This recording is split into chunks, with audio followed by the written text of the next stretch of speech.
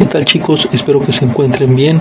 El día de hoy trataremos el tema de la URSS, es decir, la Unión de Repúblicas Socialistas Soviéticas, que fue un estado que pervivió de 1922 a 1991, casi un siglo de historia.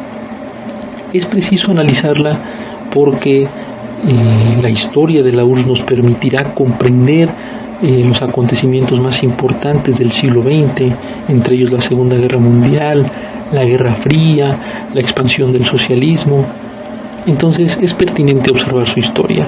Ahí observábamos primero la bandera de la Unión Soviética, posteriormente su escudo y las banderas de los países que conformaban esta unión. A continuación observarán el territorio que ocupaba la Unión Soviética y que lo colocaba como el estado más extenso territorialmente y que va más allá de las fronteras de lo que hoy conocemos como Rusia. Primero, el gobierno de la URSS era un gobierno socialista. ¿Qué quiere decir esto? Un gobierno socialista es aquel que prefiere a la igualdad por encima de la libertad y que también se afana por evitar la construcción de clases sociales, ya que invita a que todos seamos iguales en términos económicos y políticos para evitar uno de los láceres de la humanidad, que es la desigualdad. La Revolución Rusa es el proceso que comienza la construcción de la URSS en 1917. Recordemos que la Revolución Rusa termina con la monarquía de los zares. Rusia era un gobierno monárquico gobernado por el zar Nicolás II y que la Revolución Rusa se encarga de terminar bajo el liderazgo de estos personajes: Trotsky, Stalin y Lenin. Ellos van a ser los actores más importantes de la Revolución Rusa y que vamos a observar en distintas fases. Por ejemplo, Lenin era el ideólogo de esta revolución. Lenin fue el principal líder de Rusia, fue el principal líder de la Unión Soviética. Sin embargo, poco después de que termina la revolución, Lenin muere a los pocos años. Y sin embargo, recordar que fue un personaje muy estudiado, sobre todo que se había empapado de las ideas del marxismo, del socialismo en Alemania y que divulgó en Rusia. Cuando muere Lenin, llega al poder Stalin, que abarca de 1924 a 1953 sus acciones de gobierno.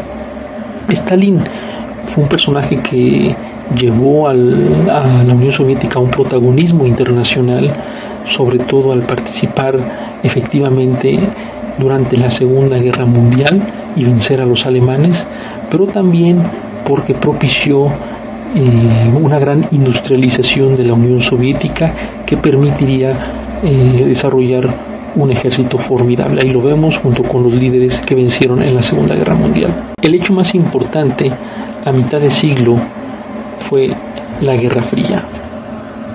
Como ustedes recordarán, la Guerra Fría ocurrió de 1945 a 1991, prácticamente la segunda mitad del siglo XX, y no solamente fue la lucha entre la Unión Soviética y los Estados Unidos, sino la confrontación entre capitalismo y socialismo, que se derivó en países como Corea, que tuvo que dividirse entre Corea del Sur y Corea del Norte, o por ejemplo en Vietnam, donde los soviéticos triunfan por sobre los Estados Unidos, lo mismo que ocurrió en la Revolución Cubana, donde logran implantar un gobierno socialista bajo el liderazgo de Castro en Cuba, pero que tuvieron tropiezos en Centroamérica, en donde los Estados Unidos vencieron, al igual que en Afganistán, donde los soviéticos terminaron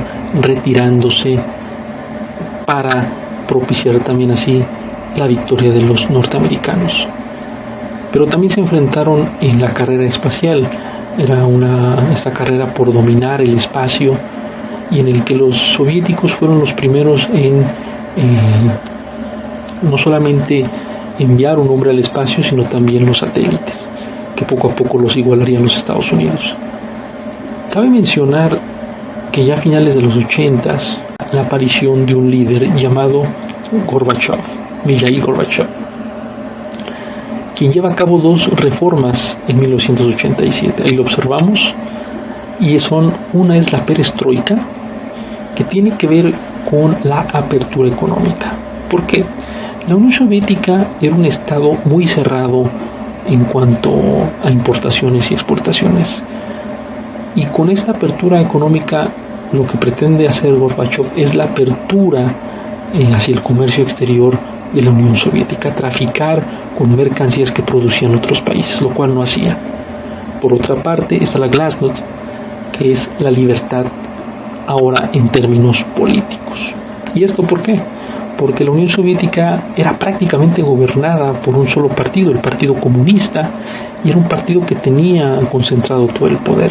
La Glasnost lo que pretende hacer es propiciar la aparición de más partidos, de más actores políticos, pero también llevar poco a poco la democratización de la Unión Soviética, evitando la censura, evitando que no haya libertad de expresión. Ahora, el fin del socialismo se llevó a cabo también en Europa del Este, sobre todo con las democratizaciones en Polonia, Rumania, Hungría, Alemania, Bulgaria y Checoslovaquia, países, reitero, de Europa del Este. Esto indicaba algo, que la Unión Soviética ya no tenía tanto poder. Estos países eran socialistas igual que la Unión Soviética, se llamaban estados satélites, es decir, estados que eran aliados de la Unión Soviética y que tenían la misma forma de gobierno, los mismos partidos políticos, la misma forma de pensar, las mismas acciones, pero que al observar que la URSS entraba en decadencia, pues estos países decidieron abandonar la idea del socialismo, y ahí lo observamos con estas imágenes. La unificación alemana, el derrocamiento de líderes comunistas en estos países que observamos en rojo. Ahí observan ustedes la URSS, pero estos países entre la Unión Soviética y los países azules son los países donde se llevaron a cabo estas revoluciones. Ahora, ocurre también la independencia, las repúblicas soviéticas, las cuales componían a la Unión, y esto ocurre entre 1990 y 1991. Ahí observamos todo el territorio de la Unión Soviética y cada una de las banderas de estos pequeños estados que integraban dicha unión. Estos estados poco a poco se fueron separando de la Unión Soviética y por lo tanto reduciendo el poder y extensión geográfica de la URSS. Ahí observamos en este mapa, si ustedes detenidamente se percatan, cada una de las fechas en las que se independizaron las repúblicas soviéticas y por lo tanto se lleva a cabo la desintegración de la URSS, y declarar que se lleva a cabo el fin de esta Unión Soviética el 26 de diciembre de 1991.